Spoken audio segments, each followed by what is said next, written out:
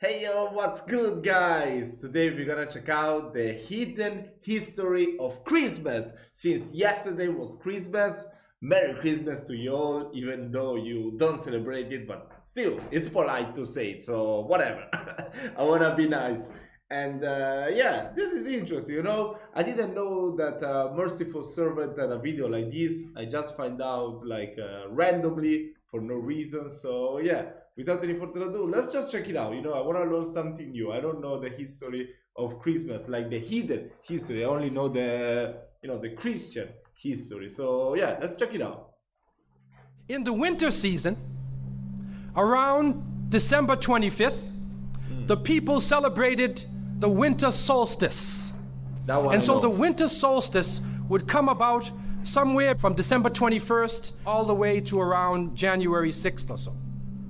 And so the people of the North would celebrate different holidays, have different occasions based upon the winter solstice. In the wintertime, there is a period where there is no light. You are literally in darkness 24 hours of the day. Really? And this stretches for a period of time. Now, could you imagine if you're living in Alaska or living in Canada or living in Norway and you don't have central heating? And the cold is outside. It's darkness around you. People are dying from disease. It's a terrible time, and every family would probably lose somebody, or they would know of somebody dying from the cold and disease during that season. This is the winter solstice. And so when the sun starts to come out, the people now are looking at the sun as a life-giving force. And so during that time, a number of ceremonies were held in northern countries. In the far north was the Feast of the 12 Nights, which stretched from December 25th to January 6th. Also in ancient Greece, there was the Bacchanalia, which was held for their god Bacchus, the god of wine and sport and play. The Romans had the Saturnalia for their god Saturn, their main sun god Saturn. And so you find during these times that the people held ceremonies in the north. They would burn bonfires. The light was important, the fire, because the fire represents the light, the life-giving force for those who worship nature. Also in the north, they recognized that there was one tree that despite the cold would still remain alive. The evergreen tree, the fir tree. And so in some cases they would take this fir tree, believing that there was powers of life within the tree, and they would put it in their homes. Wow, that is insane. I mean, I knew that most of these things I knew them. The northern people, the Romans, the Greek, but I didn't know about the tree. Wow. That totally makes sense. That totally makes sense. I like this. I like to have an explanation for things that I never even thought about. Set it there and put a light on the top of it, or burn them in the front, or they would make mistletoes and put them over their doorways, a type of what we would call ta'wiz or tamima. It is an amulet, and they would hang the amulet over their doors, hang the amulets in their home, hoping that this fir tree, that this so-called life-giving force would protect them from the danger of the winter. And so their ceremonies developed around this. And this went on for hundreds of years. We also find in the ancient northern countries, and the Druids of the north, they carried out special ceremonies surrounding the mistletoe and surrounding the fir tree and the beliefs, and they would meet within circular areas. And they had a secretive cult that spread throughout the far northern countries. One of the interesting individuals, and you can look this up if you can find it in the dictionaries or encyclopedias, is a man called Mithra or Mithras. This is a very mysterious character. And when you look at history, you find that this individual called Mithra was born on December 25th. His day of the week was the 7th day of the week that we still call Sunday.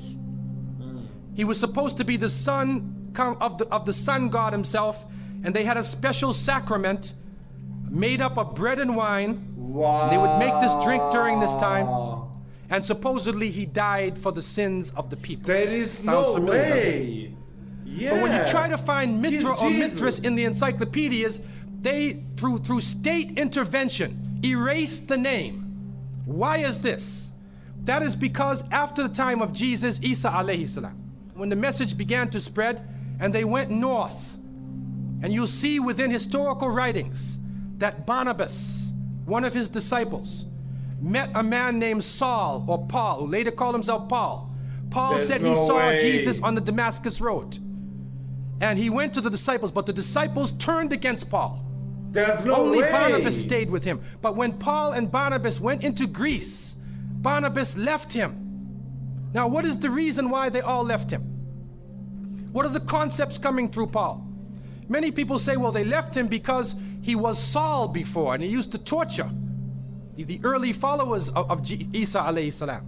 But also you can see, and if you look at present-day Christianity, that most of the concepts of the Trinity, of the blood sacrifice, the original sin, and most of the concepts which relate to more than one God are coming through Paul. The preachers are quoting Paul sometime more than Jesus during their sermons. And so Barnabas left Paul. And somewhere in the early days, in Rome or Greece, somewhere in that area, those missionaries who were teaching the teachings of Jesus, Isa alayhi salam, met with this force coming from the north. And so you will see in ancient Roman history that in some cases the Roman emperor would go out to the Colosseum and the gladiators would be fighting each other and everybody's cheering for the gladiators. Sounds like one of our football games. They would go to the Colosseum, right? And the gladiators would fight.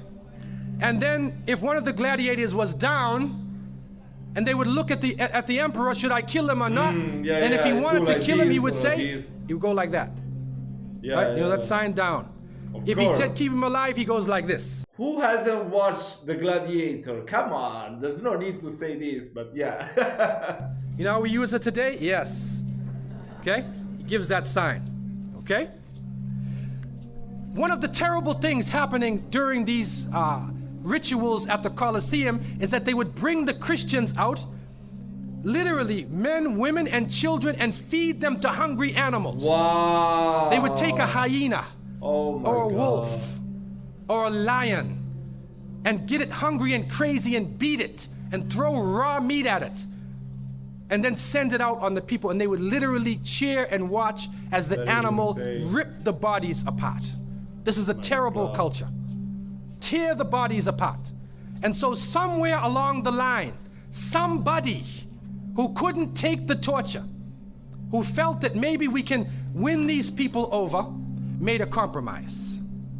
And you start to see changes going on from the early part of the Christian era in Southern Europe, where the major ceremonies held by the nature worshiping people are combined with Christian names and Christian ceremonies, and therefore what comes forth to us is a mixture with the two streams coming together, where you get a monotheistic name or a monotheistic character with a pagan ceremony.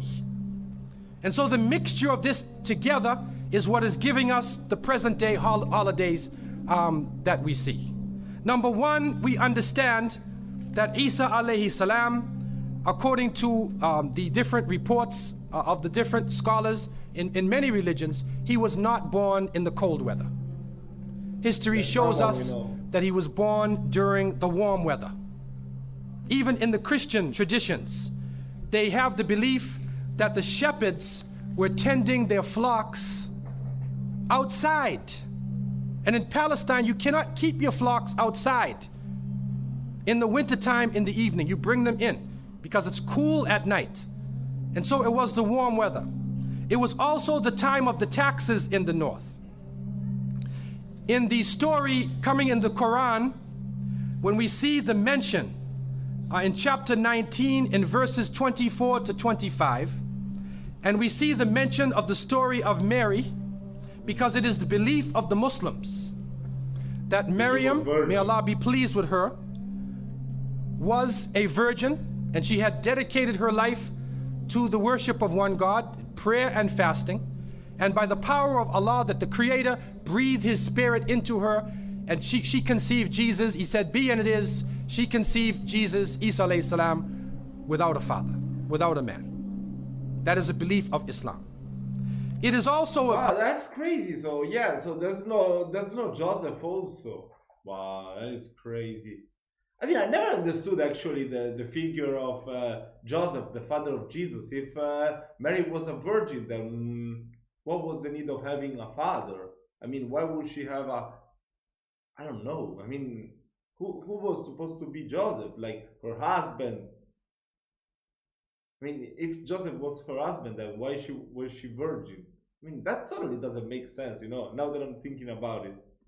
A belief that when she felt the pain of the pregnancy, that the angel came to her and told her to go outside of the city. She went outside of the city to a remote area, and there she found a palm tree, and she found water. And it was speaking about rutub janniya. It was speaking about a type of rutub, or a type of dates. And those who know, who have lived in the desert area, know that when the dates become ripe, when you start to see the color of the dates change, because dates are not brown. Dates are originally red, and they're yellow, they're other colors, but they turn the brown. It's at the height of the heat that the dates become ripe. And so it's at that time that she gave birth to Isa alayhi salam.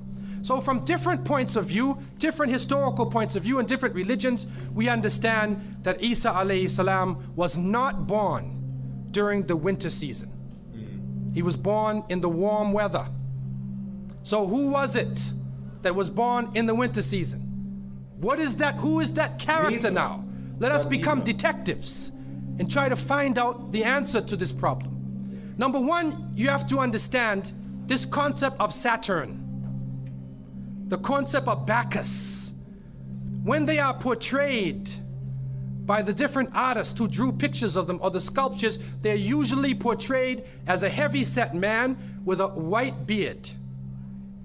And when in the Sistine Chapel, Michelangelo drew his picture, you could see the long flowing beard, and there are actually pictures of this man on a sled being drawn by snakes with wings. Wow. Snakes with wings. Snakes do not normally fly. But in this case, the snakes have wings, and the heavy-set man is on his sled being drawn by these flying animals. Sound familiar to you now, doesn't it? He's being drawn by the flying animals. He's performing miracles. He's coming out on December 25th, which is not the birthday of Isa alayhi salam, has nothing to do with Christianity. It is the time of the Bacchanalia and the Saturnalia, and he is representing riotous fun, drunken reverie. And so what happens on Christmas, the Christmas season, especially in America, people today are not even thinking about Isa alayhi salam. They're not even thinking about Jesus.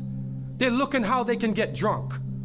On Christmas, what is going on? In the Caribbean and many parts, if they offer you a Christmas pudding, or Christmas pie, or Christmas drink, watch out. Oh, yeah, because it's probably laced with rum or wine.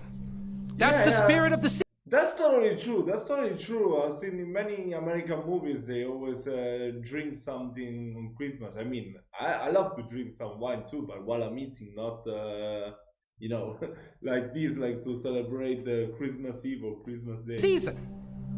Now, this riotous occasion that was going on went so far that the Christian church banned it. And the Church of England, according to historical sources, actually banned it all the way to 1647. It was prohibited in England to celebrate Christmas. Damn. Because they saw Christmas as being a pagan holiday. This is an official position taken by the Christian church, the Church of England, who were known at that time as Puritans. What happened was an individual was superimposed. A name was superimposed. We hear about the name of Saint Nicholas. Saint Nicholas. Now, Saint Nicholas himself is actually coming from the ancient writings of Beowulf. And in these writings, which are done in the Scandinavian region, we find the name Nick or Nickel or Nicker. He was known as a demon. Damn. The demon of the north. He was known as the evil spirit of the north, the name of Odin, the evil principle. And so in Germany and in many of the northern countries, the people actually looked upon this so-called Saint Nick as being an evil force, and they would tell their children in the wintertime, don't go outside, because if you do, Nicholas will come along, Nickel will come along, he'll capture you, put you in his bag, and take you away.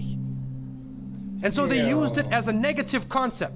In Isaiah, in what is left of the Bible, in chapter 4, in 14:13, the devil is known as the prince of darkness.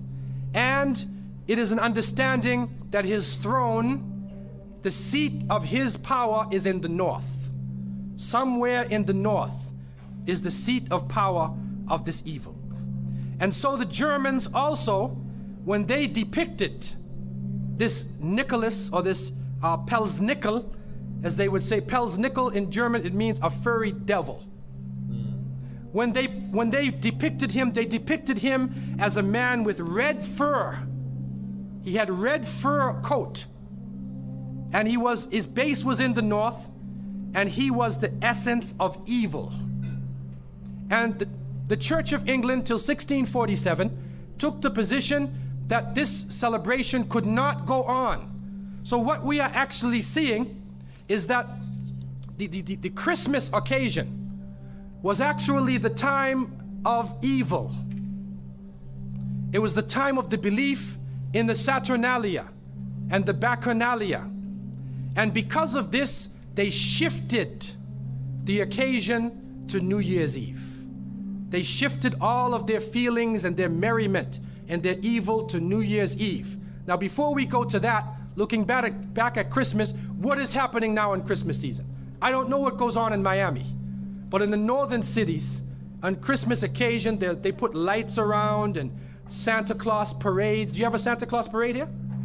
They have Santa Claus parades, and St. Nicholas is outside, and he's in the streets, and everybody's talking about St. Nicholas, and the poor children are taught that St. Nicholas is gonna come down your chimney.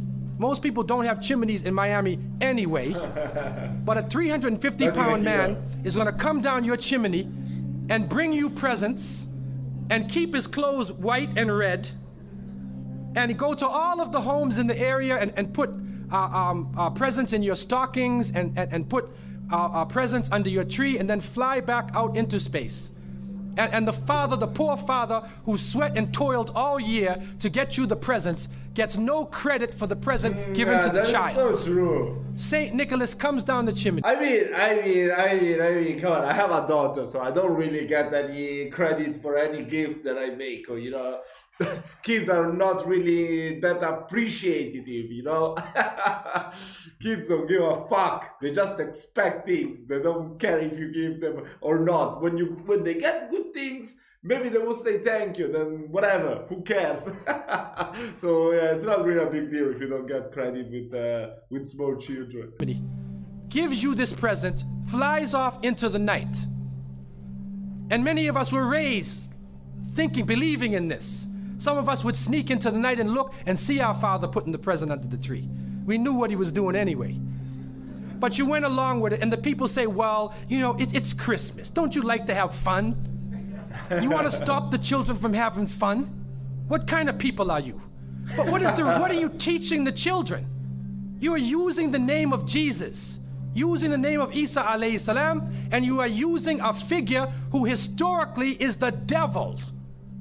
The devil himself, wal-iyadu billah. They are using his figure, and he has now taken over the Christmas season. Christmas now to most people means materialism. You have to buy presents for your cousins and your friends, and you got to buy about 34 presents.